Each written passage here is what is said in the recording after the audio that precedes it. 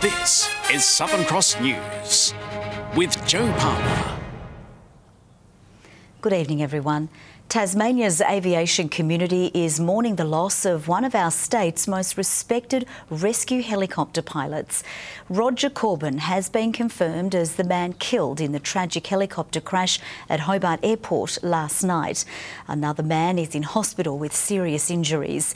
We begin our coverage with our reporter Jacqueline Robson live from the airport. Jacqueline, good evening. This is such a devastating loss. Joe, it's a terrible tragedy, not only for the aviation community, but the entire state. Roger Corbin operated Rotorlift, which was an emergency helicopter service that operated for the entire state. He dedicated much of his time to helping others through countless rescue operations. He was also an instructor, as he was yesterday, with a trainee pilot when tragedy struck. Let's take a look at how the incident unfolded. These were the confronting scenes playing out last evening. The single-engine Rotorlift helicopter crashed by the side of Hobart Airport's runway after it was seen to be circling above the tarmac, then plunging 200 metres in a plume of smoke. Circled a couple of times, fairly low, and then all of a sudden it just seemed to nosedive and hit the ground, hit the grass. Emergency services rushed to the scene as the severity of the crash laid bare on the runway. The damage to the aircraft extensive. It appears to me that it's pretty much broken in half. It'd certainly be a ride-off. It's come from 200 metres to the ground. Emergency crews worked to save the two people inside. A 33-year-old trainee pilot was seriously injured, while a 57-year-old man was killed. The investigation's obviously in its infancy, so at this stage we haven't been able to determine who was in control of the aircraft. Today, the victim was identified as experienced and well-known rescue pilot Roger Corbin, the founder of Tasmania's first 24-hour emergency helicopter service as part of Rotorlift, dedicating much of his life to helping people, as he was yesterday instructing a trainee pilot on emergency procedures when the tragedy unfolded. Those who knew him today remembering the man instrumental in countless rescue operations. We've lost a very dedicated professional person who was extremely passionate about what he did and what he wanted to do for the state of Tasmania. I've been lucky enough to be on a lot of missions with Roger, and yeah, his capability was just exceptional. The decorated pilot leaving behind 3 daughters and his wife Alana. In a statement, the family and Rotorlift staff say Roger will be hugely missed, with more to say in due course. Tributes flowing on social media describing Mr Corbin as an exceptional pilot, a legend of the skies taken too soon. Others calling for a state funeral for a man who has helped so many. His colleagues still coming to terms with the loss. He was the last person we ever expected to be involved in an incident like that. He's just so capable, and we just thought he was invincible. As a group, we're going to stick together as a team, and we'll make sure that we continue on and do what Roger wanted us to do in the best way that we can. This is a devastating blow to the broader Tasmanian community, a very well-loved Tasmanian and Tasmanian family, and we extend our heartfelt condolences to family and friends. It's a terrible tragedy. Police are now working with the Transport Safety Bureau, inspecting the wreckage and reviewing CCTV footage to determine exactly what went wrong. It is our intention to hold a briefing with ATSB investigators directly after this conference, where hopefully further information will come to light. Answers that may in some way help the healing process, but for now Tasmania is mourning the loss of a true hero. And as we heard, another man was seriously injured in yesterday's crash. We'll get an update from our reporter Michael Breen, who's at the Royal Hobart Hospital. And Michael, what's the latest on the man's condition?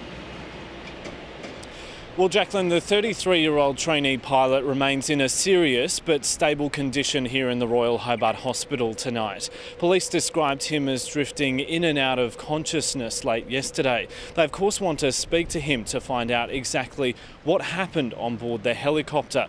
But those investigations will have to wait until his condition improves. Jacqueline? Now, the crash occurred just metres from the runway, where staff and airline staff were, helping people with the disruption that was caused. Operations has since resumed, and those staff that were helping with passengers disrupted by the tragic incident, let's take a look at how that situation came to light. Queues at Hobart Airport as the gravity of the incident became clear. The departure area shut down, with airlines forced to cancel flights. Airport officials giving this update last night. So on behalf of Hobart Airport, I would like to say our thoughts are with those affected by this terrible tragedy. The airport remains closed until further notice. Certainly all of this evening's flights have been cancelled as a result. Staff worked with hundreds of passengers left stranded by the airport's closure. Tiger Air was forced to turn back a Melbourne flight. Jetstar and Virgin diverted to Launceston, and some departing passengers were also bussed there. We were meant to get on a flight at about 5:20. Yeah, and so we've been waiting ever since, basically. We were waiting in the terminal. It's been cancelled. Further information, they haven't said much. Virgin Air has been given, right, we're going to go and get you on a bus up to Launceston. Tiger Air has just been said, sorry, the airport's closing down. And as you can see, there's a really long queue of people to be told what to do. They said that they might be organising some accommodation for us and transport, but we don't know yet. Some airlines ran special recovery services today to help clear a backlog. But these disruptions are nothing in comparison to the tragedy that caused them. Michael Breen, Southern Cross News. Now, investigations are continuing tonight. Authorities from the Australian Transport and Safety Bureau arrived here in Hobart this afternoon. They'll work in conjunction with Tasmania Police, inspecting the wreckage, CCTV footage and speaking with witnesses. And we're expecting an update on those investigations tomorrow, Joe. OK, thank you very much for that, Jacqueline Robson joining us there from the Hobart Airport. To the day's other news now, and a popular seafood restaurant in Ulverston has been damaged by a fire which started in the kitchen. A number of firefighters were called to Pedro's, the restaurant, just after 4 p.m. There were 3 people working in the kitchen at the time of the blaze, but everyone managed to evacuate safely.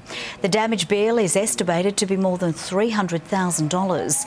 Investigations into the incident continue. Authorities believe it was accidental. Tassal has been given a green light to explore the potential for salmon farming off King Island.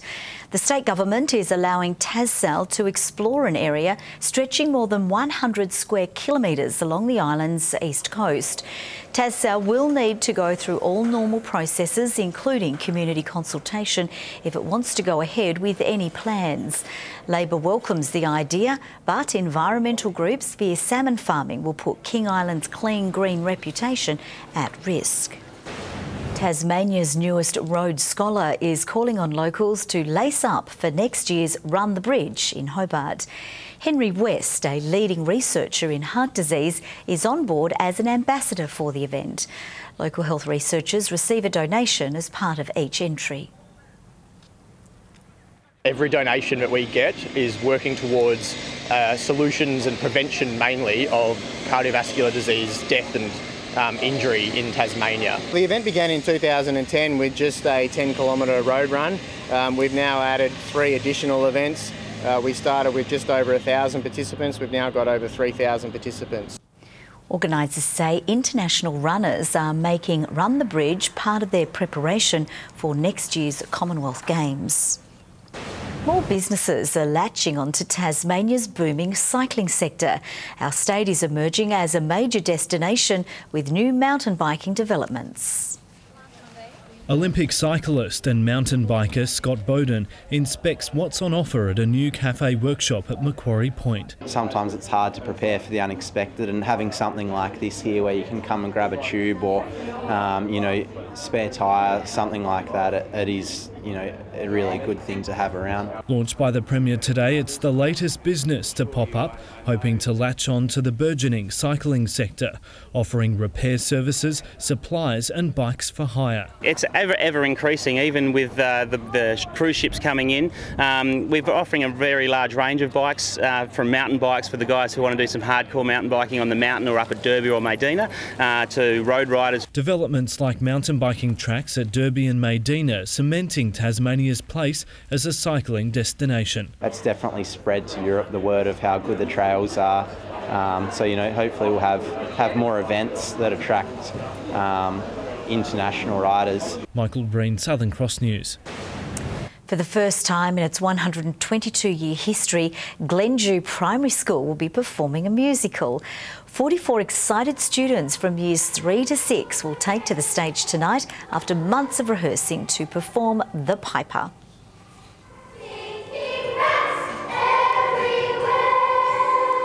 For the majority of their cast, it's their first time doing anything like this, so it's pretty impressive what they've created. It's just such a great opportunity for them to be involved in the arts in such a big and public way. If we have any more musicals, because I'm a grade 5, I reckon I'll definitely do one if we have one next year. The play will be held at the Punchbowl Christian Centre and is part of the school's plans to engage more students in arts and music. Now let's take a look at the day's business and finance news with thanks to Tasplan, your local super fund. The share market remains at its highest level in almost a decade after a steady session in which Commonwealth Bank shone and miners lost ground. The ASX 200 index has risen by 2 points. A short time ago, the Australian dollar was trading at 76.52 US cents and just under 66 euro cents. Mechanical problems have robbed Peter Livingstone of back-to-back stage wins in the Tour of Tasmania. Instead, Bendigo's Alexander Evans has claimed the yellow jersey after a gutsy charge up the Tour's toughest climb. Peter Livingstone was on song in yesterday's opening stage, but today he struck a sour note. Leaving the Silver Dome in Launceston this morning, Livingstone sat back with the peloton while a 4-man breakaway pushed to Poatina. Up front, Clinton Edwards and Nick Leonard played pace setters, but they both had bike problems later in the race. They were joined in the breakaway group by the Tasman Nankervis and Toby Orchard tag team, who were later jointly awarded Most Aggressive for their efforts. But the all-important yellow jersey remained well and truly up for grabs.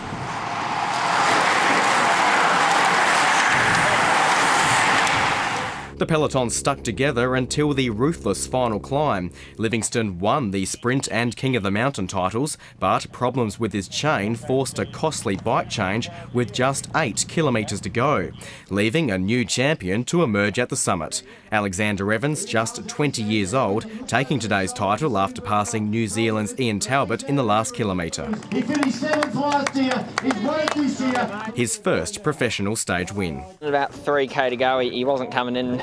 I wasn't reeling him in that quick, so when I went around him I had to make sure I put a bit of a gap in. 17-year-old Zach Johnson is the highest placed Tasmanian. He's in 22nd overall. Teams are off to the northwest coast for stage 3 tomorrow. Boxing will make its long-awaited return to the northwest coast with the help of one of Tasmania's best fighters, Luke Woods. Woods will attempt his first professional promotion with an action-packed card on offer this weekend. It's nearly fight night and these boxers are about to put months of training to the test. Luke Woods will hold his first ever professional event as a promoter this weekend, expecting hundreds to turn up. This is just one thing where we need the community behind us so we can hold more shows. If we can keep holding more shows, we're going to keep getting bigger and better and bring boxing back to Tassie, get us back on the map. Woods features in the main event. The undercard features 6 local amateurs and 3 Australian champions. Expecting a very tough fight. I know my opponent's very tough the way he fights, so he'll come hard and be a cracker of a fight. I'm tipping it's going to be a great evening. We've got good competition for these guys. It'll test them, then just get their tallies up for hopefully next year. A couple of them will be looking at Australian titles shots. All fighters agree an event like this can benefit local boxers and put the spotlight on Tasmanian talent. It's massive. What Luke and Craig are doing for boxing in Tasmania is just, awesome. There's a promoter from Melbourne that comes over and does a few cards, but now it's good to see a couple in Tassie. For Luke Emerton, this is his debut. Hopefully a win, hopefully go there, and it ends up turning out to a good night for me. Should be a tough fight, hopefully. Push me and see how it goes. The event will be held at Devonport Basketball Stadium and doors will open at 6 p.m. Rita Risk, Southern Cross News. Good evening. Well, obviously I didn't get the Melbourne Cup trifecta, the first four, or any dividend really, so it's back to work for me, but at least I have my health. Hobart and Launceston 22 today, Burnie 23 and Devonport 17 degrees. 24 was the high at Fingal with a fine day across the state after an early shower over the west and far south. Campania and Wynyard 23 degrees, St Helens and Cressy 22, Friendly Beaches 21, Scottsdale Reach 20, Bushy Park 19, Grove, Lyawini and Flinders Island 18, Lowhead 17, Strawn cooler on 16 degrees and 15 on King Island. There is mid to low cloud across our west and south through coastal Victoria and over the Bight. Heavier cloud sits there with thunderstorms pushing down from the Territory over to Western Australia due to an upper level disturbance mixed with tropical moisture. Closer in and broken low cloud over the west and far south. The rest of the state mostly cloud-free. Tomorrow the high pressure systems, a number of them actually, are still over our region and should combine by evening into the one system. Troughs remain over the mainland. The wind southeast to southwesterly at 20 to 30 knots before tending easterly later in the day and easing over the north and east in the evening. Afternoon coastal sea breezes as well. Variable winds inland. Forecast for tomorrow, partly cloudy for Hobart, 19 the top, 18 for Cygnet, New Norfolk, a top of 20 degrees. Fine and mostly sunny for Launceston, 23 the maximum, 18 for Devonport, maybe a late shower over Campbelltown, 22 before that. Burnie mostly sunny and 19, a light morning shower for Strawn, 17 the top, Smithton sunny and 20, while for St Helens are mostly sunny 18, warming up to 21 for Swansea and 22 and mostly sunny for Fingal. UV very high tomorrow. On Friday, possible morning drizzle over the north and east, mainly fine elsewhere. Fine on Saturday with light winds and another fine, mostly sunny day on Sunday.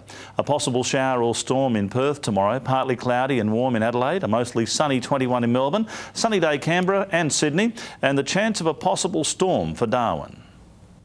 Little cloud over Hobart at 16 degrees, 19 and clear in Launceston and 16 right now in Devonport. No luck for me yesterday, Joe, but I'm very confident of backing the winner of the Devonport, Hobart and Launceston Cups. They're just around the corner.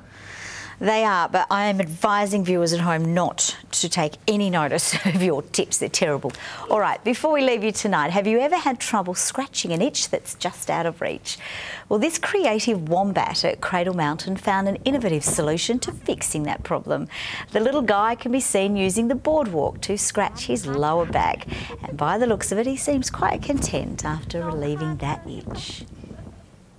Bless. Well, that's all from the news team for now. Thanks so much for your company. We will see you with updates a little later. Bye-bye.